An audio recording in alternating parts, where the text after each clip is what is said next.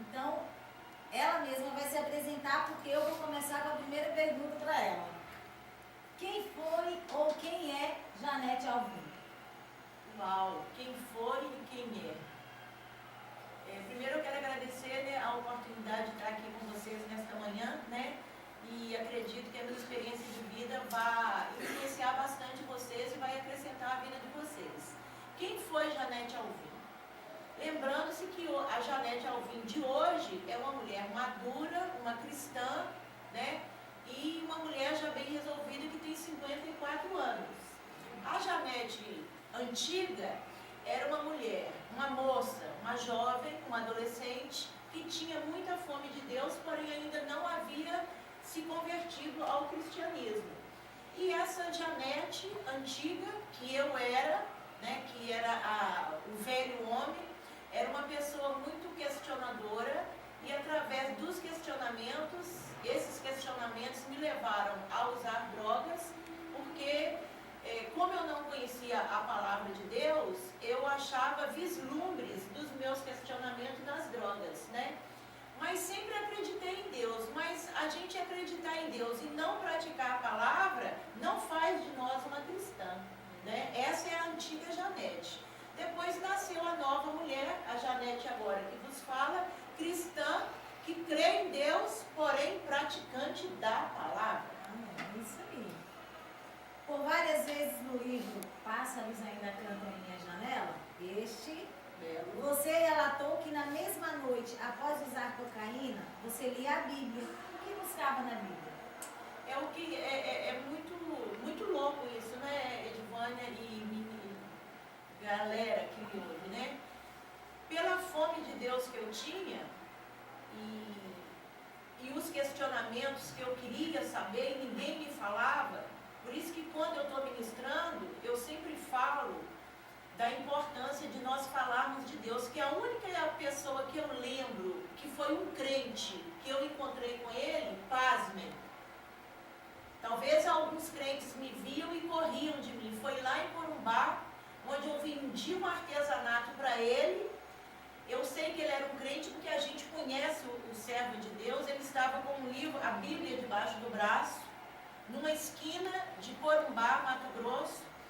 Ele não comprou o meu artesanato, porém me deu um dinheiro. E falou assim, não use esse dinheiro com drogas, viu, minha jovem? Mas em momento algum ele me falou de Jesus. Foi o único cristão que eu lembro que cruzou o meu caminho, né? Então, o que eu procurava na Bíblia depois de usar drogas, em específico aqui a cocaína, né, que foi uma das drogas que mais marcou a minha vida. Eu procurava na Bíblia aquilo que todo mundo procura, que quer saber, né, a resposta, né? E eu usava drogas e acentuava mais ainda os meus questionamentos em relação a Deus. E eu lia a Bíblia, porém eu não entendia a Bíblia. A ponto de depois que passava o efeito das drogas, eu ficava mais triste ainda, porque a gente há de convir que o Espírito Santo não habita no corpo que está cheio de pecado. Então, como entender a palavra de Deus se o Espírito Santo não habitava em mim? E não havia quem me explicasse? Né? Então, e esse círculo perseverou durante muitos anos, né? Até eu encontrar a palavra de Deus. Literalmente, alguém me explicar e me discipular durante 10 anos, né? Eu usava drogas e ia ler Bíblia. Inclusive, fumei muitos baseados nessa Bíblia. Não vou mentir, é verdade. Né? Eu comentei até com a Kenny outro dia, né, Kenny? Que eu tenho várias Bíblias, mas eu gosto dessa. Porque essa é que me acompanhou na minha época mais louca da vida. E o que acontecia? Quando tem um rodapé, tinha um rodapé que não tinha letras, eu usava, cortava a parte, se vocês verem depois, eu não lembro onde, mas cortava o rodapé que não tinha letras, porque a escrita, por ter letra, a escrita, por ter tinta, tinha muito mais substâncias químicas para se fumar. Então eu procurava um rodapé que não tinha letra, que não continha a substância química da tinta, né? E cortava ali e fumava maconha, baseado. Baseado em quê, né? na loucura de querer saber de Deus, né? Hoje eu estou baseada literalmente na palavra, né? E respeito o livro, a palavra, né? Mas antigamente eu não respeitava assim, a ponto de pensar, imagina que loucura, você cortar a Bíblia para fumar baseado, gente. Vamos combinar que é o caos, né? Da pessoa, né? Da ignorância, né?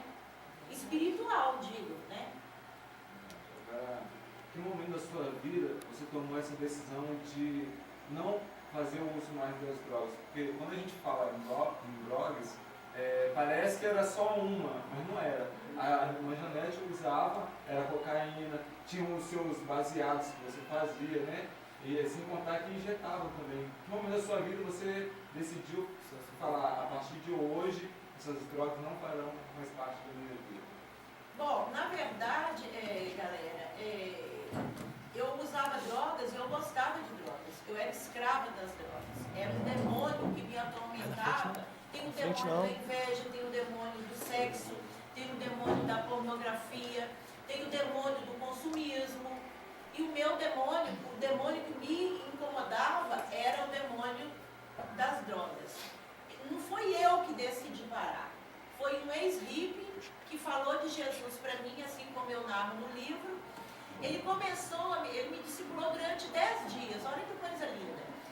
E ele começou a me mostrar que se eu tinha fome de Deus, e se Deus, claro, queria habitar em mim, eu tinha que limpar meu corpo do vício, das drogas, tanto lícitas quanto ilícitas, né? Que eu fumava cigarro e bebia também, que são as drogas lícitas, né? Que você tem acesso a livre comércio de comprar. E ele começou a me mostrar, dentro da palavra de Deus, respaldadas por versículos bíblicos, que se eu não limpasse o meu corpo dessas substâncias que eram nocivas à minha vida e à habitação do Espírito Santo dentro de mim, o Espírito Santo não faria morada em mim. E aí eu relutava muito, porque eu falava, mas eu não quero parar de usar drogas. Porque as drogas me davam um prazer sobrenatural, eu não queria parar. Ele falou, então, nós precisamos trabalhar isso mais a fundo ainda, porque você não pode servir a dois senhores. Você não pode procurar a resposta de Deus e Deus falar com você, sendo que você não quer largar as drogas. E ele me mostrava isso dentro da Bíblia, né? Como que é a realidade da gente não servir a dois senhores. E me mostrava também lá em Apocalipse, quando Deus fala que do quente e do frio, e do morno, que na verdade eu era morna. Quando era conveniente, eu vinha para a Bíblia. Quando não era conveniente, eu ia para as drogas. Ou seja, eu era morna, ficava em cima do muro. E a palavra de Deus fala que o morno vomitar-te-ei da minha boca. Então, através de versículos bíblicos, ele me mostrava que a pessoa, o ser humano que começa a ter um entendimento espiritual, ele tem que fazer a opção céu